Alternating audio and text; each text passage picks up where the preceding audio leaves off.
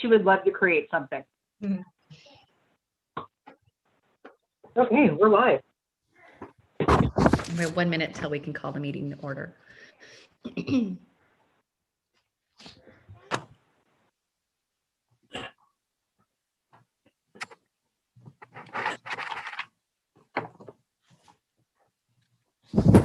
We're live now.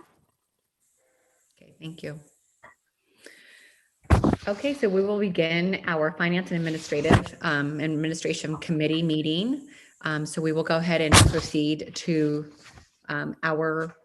calling our meeting to order at 4 o'clock. And if we can please have a roll call. Vice Chair Kick. Here. Director Narum. Here. Chair Hernandez. Here. We have a quorum. Thank you. So item number 3 is meeting open to the public. Members of the audience may address the committee on any matters within the general subject matter jurisdiction of the LAFTA Board of Directors. Members of the audience may address the committee on items on the agenda at the time the chair calls for a particular agenda item. Public comments should not exceed more than 3 minutes. Agendas are published 72 hours prior to the meeting, and no action may be taken on matters raised that are not on the agenda. With that being said, do we have anyone from the public? There are no attendees during this meeting, and I did not receive any public comment via email. Okay, thank you. And then moving along to item number 4, minutes of the January 25th, 2021 meetings of the F&A committee. Do I have a motion to approve the meetings for the January 25th meeting? I'll move approval of the January 25th, 2021 meeting minutes. Okay, I wasn't there, so I don't know if I can second them. you can always second them as long as we review them, but I will go ahead and second them. You can please take roll call. Vice Chair Kick. Aye. Director Narum. Aye. Chair Hernandez. Yes, and the meeting, go ahead. Passes unanimously. Thank you. So now we will have item number 5, the treasurer's report for January 2021 tomorrow. Okay, so this is the treasurer's report for January 2021. Nothing, I grabbed the wrong one. Nothing super exciting. We're still doing great cash flow wise. We still got our money we're holding on to for that parking garage at the BART station to get started. $20 million project, need the cash flow for when the bills come in. Construction hasn't started yet, but it will.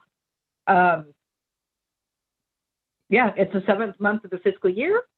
We're on target to come in under budget. And when I say budget, I am talking about the revised budget that we brought to the board after the adopted budget due to the COVID shelter in place that kind of messed up all of our funding sources. And so we're still under budget on that. I'd say primarily because schools have not gone back into session. And we had planned on schools going back into session probably, I think we budgeted for like September, October. And so we're saving a lot of money actually on our expenses. On the revenue side, we have more revenues that come in than expenses out, which again helps with our cash flow situation. Revenues are at 63.4. We expect them to be 100%, but not usually until after the year end. I mean, it'll be part of the year-end books, but the last of the money doesn't come in until like August. But we're doing great on cash flow, so we're not concerned. Any questions? Do any of the directors have any questions? So I have one on the schools. With Pleasanton now having a decision at least for tentative opening, how will that affect revenue and expenses? Well, it'll increase our expenses because we'll be running more hours. But we budgeted, budget-wise, we'll be fine because like I said, we expected them to go back to school in October. Revenues will go up a little because of the fare box revenues we'll receive from our passengers. But in a normal year, Our fare box is only 15% of our budget, so it's not real super helpful, but it'll go up a little. If you want more information in terms of operations and the plans for when school goes back in, I'm sure Tony McCauley would be happy to jump on. He's got all that information.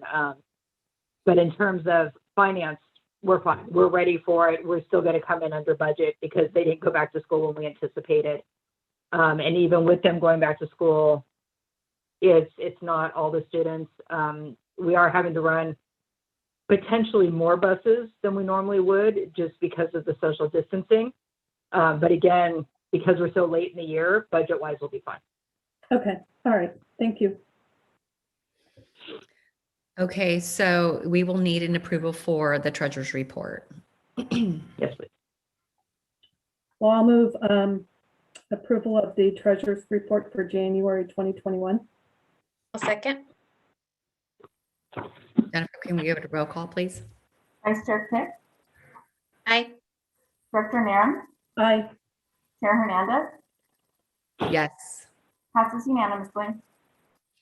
So item number 6 is approval of the capital improvements program for fiscal years 21 through 25. Okay. And is this tomorrow? Yeah, I think it's all me today. Sorry. Okay.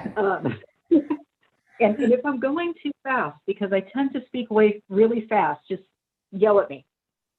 So we do a short-range transit plan every 4 years. We usually do an updated mini every 2 years in between. Unfortunately, we've run into some issues because our SRTP is behind because we can't do the not interviews, but the surveys of the public on the buses for obvious reasons. So it's pushed us back a year. When our last SRTP was done in 2016, as you may recall, our ridership is dropping. And so our COA was not complete. So we put in the SRTP, we are going to push out our bus purchases. By doing that, we can get some additional operating costs. And we weren't worried about it because we figured we'd have extra buses. We also were like, we don't need 40-foot buses, we need 29 because there's no ridership to justify 40-foot. But then some things changed. We did our COA, we completely revamped where all the routes go. We changed some staffing. I mean, just huge change. And as you know, prior to COVID, our ridership was a double-digit increase, particularly on the school trippers, where we could not operate in a 29-foot bus. And we actually had to pull. We retired some buses. We sold some buses. And because our ridership was so high, we actually had to pull 6 buses out of our contingency fleet to put back in our active fleet. So we're anticipating that once this present pandemic is kind of subsided, that our ridership will go back up. It'll probably take some time. And we're not going to be able to wait for those buses.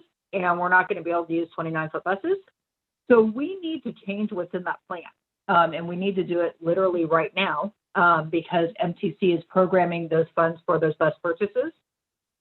So our plan is the money would be programmed in 21 in theory. It's 21 funding on the federal side. We won't get it till 22. The buses probably won't actually be delivered till 23, hopefully in 22, but probably 23.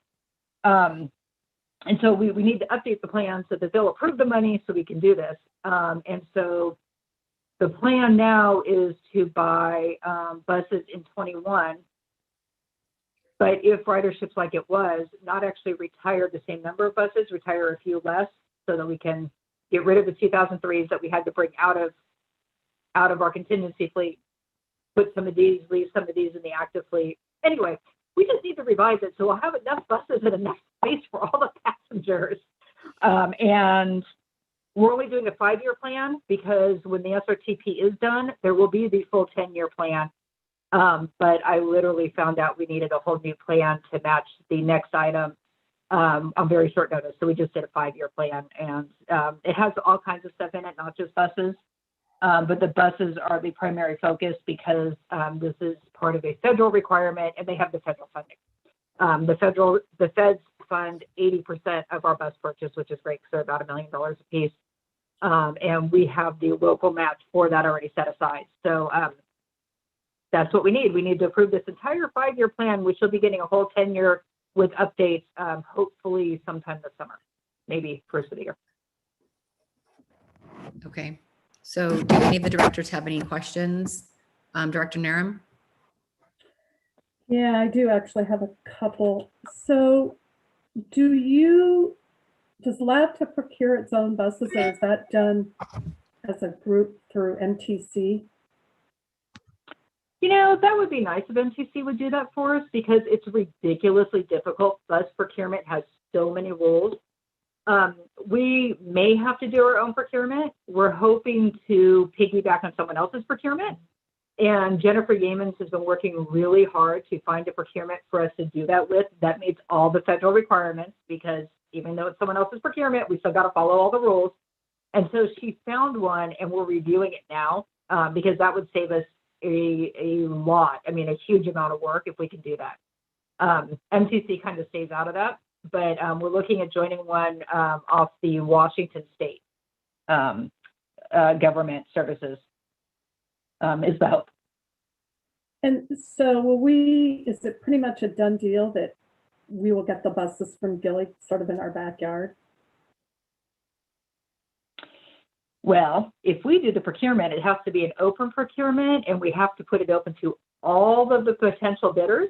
However, that Washington State contract coincidentally has been awarded to Gillig.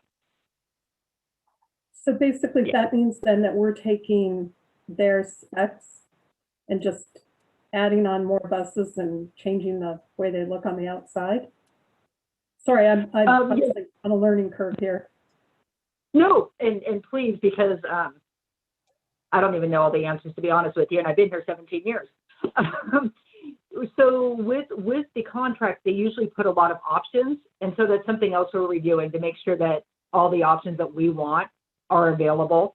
I mean, you name it, from the type of driver's seat to how the layout of the dashboard is, the whole bit.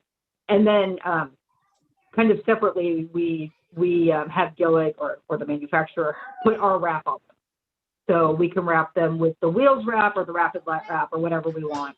And then those wraps actually, just so you know, have to be retired every few years. I think they last about 5 years. So we actually get them rewrapped on our wrap. Okay, yeah, I was fortunate enough to take a tour of Gillig at the opening. And that was the thing that really struck me, was how every bus that they were in the process of making seemed to be different. You know, where the doors were, what the seat configuration was, where the fare box was, just, and you know, I had no idea, to be honest. So that's why I was curious, if you do go contract with somebody else, you know, how you deal with the getting what LAFTA finds works best for them. I mean, Right. I'm sure over time, the operations people know what the bus configuration is that best suits our passengers and our driver. And so I would, how do you, if you go with somebody else, are you tied to them, or can you specify, you know, what LAFTA wants?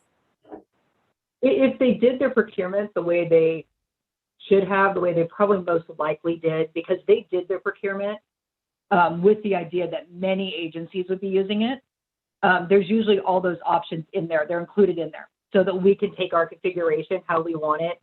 The one thing that's like the most contentious piece is the driver's seat. Our shorter drivers like this seat, or taller, right?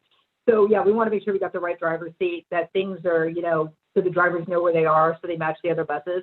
And if they procured it the way they should have, and more than likely did, we will have the opportunity to put all those options in there. Our own, you know, our own seat, fabric, that, all that sort of thing. Okay. All right. Yeah. Thank you.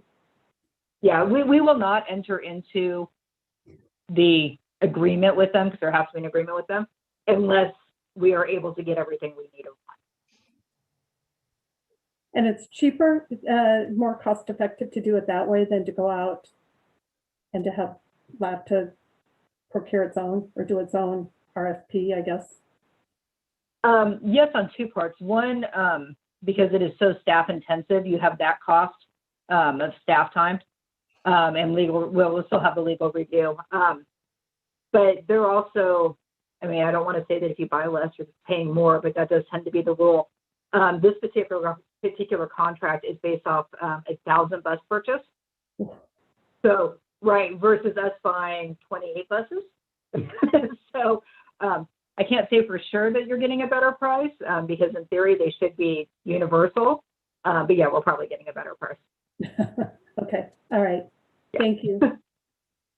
We do have to do our own ICE, which is our own cost analysis. We have to, when we get all that information and they're not quite done with the procurement, we do have to prove that we are getting a good price, that it is consistent with what we expect. And if it's not, if it's higher for some reason, then we may actually have to do our own procurement, but hopefully it's within the ICE. We have to do that with any procurement. We have to do what we anticipate the cost to be fair based off what other people are paying. And then if it's not, we have a problem. Okay. Okay, so Independent assessment, that's what it means. any other questions on the capital improvement program? Yes. I had a couple of questions, mostly about our non-revenue vehicle purchases in the fleet. It looks like a lot of these purchases are going to be taking place in 2029, which is like so close to when California is not supposed to be selling gas-powered vehicles anymore anyways. I'm wondering if we were able to look at potentially making some of our fleet vehicles electric, especially as the cost of electric is going down when buying a new vehicle. Sorry, on the non-revenue or the revenue vehicles? On the non-revenue vehicle. So there's like, a couple trucks and some Ford Fusions and, are we stuck? Is there like, we have to always buy another Ford F-550? Or if we had a comparable vehicle that was potentially electric within that same price range, could we buy that instead?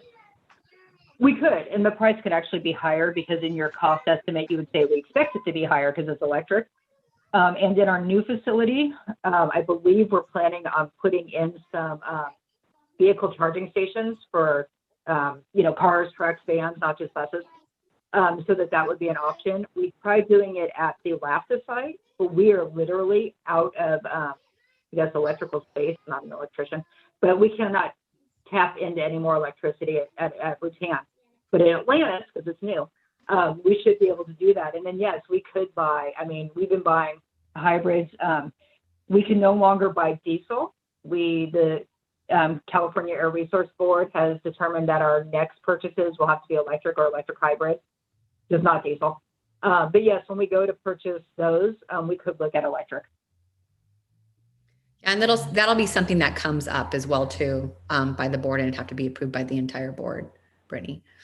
Exactly. Before we do the actual purchase, we will come and say, hey, we want to spend $100,000 on these 5 cars, and this is what we want to buy, and then the board can make that determination before we make the purchase.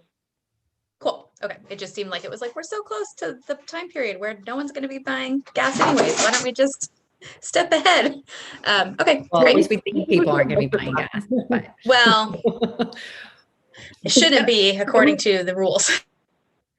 We did look at electric this last time when we purchased cars and vans a few years ago, but we weren't quite ready because we don't have those charging stations. So once we have them and we can kind of control the charge and, make sure that that's what's being charged, that they're not using it like charge their own vehicles, we'll be ready for it. I'm also wondering, as we're on the subject of charging, if you've been in connection with EBCE at all about becoming part of their, they're looking for municipal type buildings to put solar on for charging stations. So even though you're not a municipality, you fit the same description of the types of buildings they're looking for and have grants for. So reaching out to EBCE and seeing if them managing and dealing with some charging stations for non-revenue vehicles might be worthwhile. I think, and Tone, feel free to jump in. I think at our Atlantis facility, we're planning on putting in solar panels There's a reason we're not doing them at Rutan. We looked into it years ago, and there was a reason we couldn't do it. I don't remember what it is because I wasn't in charge then. But Tone, Atlantis, are we looking at it there? The current plan does include solar panel at Atlantis, yes. Okay, I thought so. Just as a quick follow-up, we met with the EBEC last year and kind of chatted about the Atlantis project. And, you know, I kind of foresee, Director Kick, that as Atlantis gets built, we not only have the ability to charge electric vehicles, but it's more than likely, based on kind of the way things are playing out, that will actually include dispensers for hydrogen. Hydrogen allows you to fuel a vehicle, you know, comparably to what you'd experience time-wise at the gas pump. And then the vehicles go about the same distance as a comparable diesel vehicle. So, you know, in 2029, I would bet if things are playing out, that we'll have some dispensers there for hydrogen, and these vehicles actually will probably be hydrogen vehicles. Interesting. Okay, cool. Thanks for the update. Okay, so may I get an approval for item number 6, capital improvements program? I'll move. I'll second. May we get a roll call, please? Vice Chair Kick, Yes. Director Nara, Yes. Chair Hernandez, Yes. passes unanimously. Just, excuse me, Melissa, excuse me, Chair. Michael, just so you know, in full disclosure, both Brittany and I sit on the EBCE Board of Directors. So We this all is three do. Near all and dear three do. to our hearts. In full Awesome. That's disclosure. great. That's why I was staying quiet, but Are you on it? No, are you on there, Melissa, or did you get off? no, I'm on there for one more year. So for all three of us. Nice. Okay, that's good to know. So we didn't tell you we're going to be putting wind turbines in the front yard. No, but we'll make room. Okay, so item number 7, resolutions authorizing the filing of applications for federal funds for fiscal year of 2021 with MTC. Okay, so this is a follow-up to the last item. These are for the fiscal year 2021 revenues. I always find it funny. They're 21 as programmed by the feds, but again, we're not getting them until 22, if we're lucky. And we need a resolution passed to apply for funds for our ADA paratransit operating subsidy. Essentially, MTC takes 10% off the top of all the money available in our UZAs and gives it to us to help pay for our paratransit. It only pays for about a fifth, but it's still nice to have. Our replacement vehicles in both 5307 funds and 5339, just for that distinction. The fare boxes for those new vehicles, the AVL systems for those new vehicles, and the radios for the new vehicles. And they just need a board resolution saying that you're okay with us taking their money. Why wouldn't we be? Right? That's what I said, that they wanted. Okay, so any questions from the directors? See no No. problem with asking to have a resolution forward. I will go ahead and ask for a motion. I'll move that we take their money. Sounds great. I'll second it. May we have a roll call, please? Vice Chair Kick, Aye. Director Nara, Yes. Chair Hernandez, Yes. passes unanimously. Thank you. So item number 8 is preview of upcoming any of the Finance and Administrative Committee agenda items. Okay. Well, we have some minutes and treasurer's reports like every month. We will have, next month, we'll have the LC Top funding allocation resolution. Same thing. We need a board approval to take somebody's money. They just like to know that the board was okay with it. We weren't doing it behind anyone's back, I guess. In April, we'll have the funding resolutions that go with our budget. So our TDA, STA, RM2, we don't need Measure B anymore. And then in May, we will have the minutes, the treasurer's report, and hopefully a preliminary budget if all goes well and there's no surprises this year. We are just so the committee knows, we are up for a triennial this year. That's from the FTA. It's every 3 years. It is a significant amount of work. We literally have to do everything we did for the last 3 years, every documentation, everything. So that'll be going on kind of this summer. And then in June, we have our LAIF resolution just saying you're okay with us investing money there. The final budget, no, the final budget go to the board in June. It'll actually go to you in May. And we need to renew our legal contract, extended for 1 more year. And that's pretty much it that we know of as of right now. Okay. Any questions from the directors or comments? Okay, so item number 9 is matters initiated by the committee members. If we have any further questions or any items that we want to bring to a forward meeting, please speak right now. Any questions or concerns or anything you want to bring up to a future board meeting? Nothing for this committee meeting necessarily. I'm just wondering, still learning process here. So the capital improvement plan, right, as the budget committee, we approve it, but then each of those work projects would come before the larger board. If you were like to say, this is how we're going to fix the bus stops, that would come back to us before it moved forward.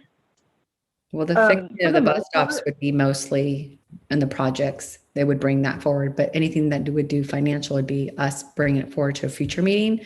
And then we would go ahead and put it on the agenda. Right. So like we're approving the money, project says this is how we're going to do it. And then projects brings it to the board. So we see the finance side, they see the plan side, and then everybody sees it again and it's all approved again. Correct. Just to clarify, anything with spending of 100,000 or more, any project of 100,000 or more, any contract, purchase order, whatever it may be, has to go to the board for approval. Anything between 50,000 and 100,000 goes to the board for an FYI. Pretty much everything comes through though with the budget. Everything's listed out in the budget. There are just things that, come up mid-year that we're not expecting, but those tend to be less expensive. Yeah. I don't need to know about the paper clips, but Yeah. yeah. Okay, perfect. Just making sure I understood the process here, that we're just approving this and the actual work projects is looked at elsewhere. So is it fair to say that Director Tree has up to $100,000 signing authority, and just to FYI, over 50, between 50 and 100? Exactly. Okay. So it's much like the way our cities operate, although I think our city manager only has 50,000 spending authority. We're kind of tight.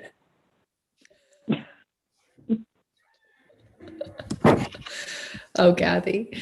Okay, so moving on to our next meeting will be on March 23rd, 2021, and I will see you guys next month. Have a good evening, and we will adjourn at 4:28. Great, thank you. Thank Bye, you. everybody.